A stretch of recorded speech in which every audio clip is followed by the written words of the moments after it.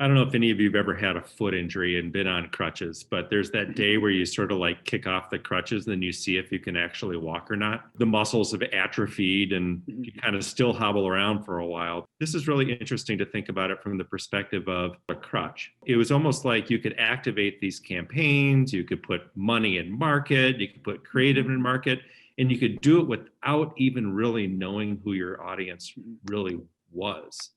What does not having cookies actually take away from us? Is it the stability of having a crutch? Is it going to be harder, or is it just going to be different? Even though those things are available and it might have been a crutch, along the way for, different organizations or just how we plan, a lot of times we can get a media plan out the door and up and running, maybe in 2 to 3 weeks, right? Like, because, and then we're setting up the different attributes and how we're going to segment. And we're not just saying, okay, we're all putting it all our eggs into one basket, but we're segmenting out different variables to understand how is one segment performing against another and making some informed decisions along the way. Whereas I think this is really takes that ability away a little bit, or it should, because we should be saying, what are we trying to do? How are we going to achieve this? What are the data integrations that we need?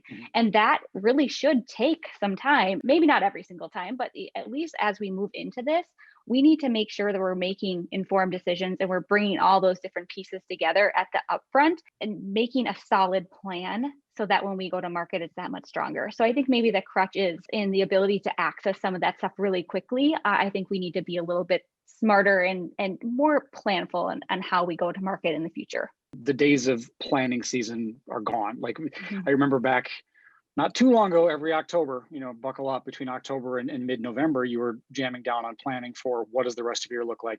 The ability to quickly turn on almost enables some shortcuts or maybe bad behavior in some ways. It never really gave us the time to stop and say, okay, let's think this through with more purpose and what are we trying to accomplish? And can we really map out what our communications want to do and how the different media touch points have an impact on our ultimate business goals? And also start to flex and stretch on, well, what is a success for us? What is a KPI? Is it just conversions? Is it just clicks? Is it just signups and registries? Maybe it's all of them. And having now the chance, because of this audience information that we will be required to have as we move into 2022 and beyond, will force that conversation. And I think it's a better place. We'll get our media plans to be even a sharper nail in the end.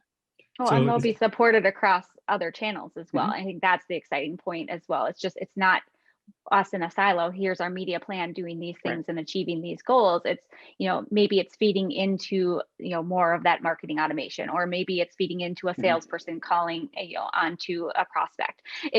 They all have to feed into each other and then feed out the other side too. So it is just thinking through each of those phases and not just from a one channel perspective.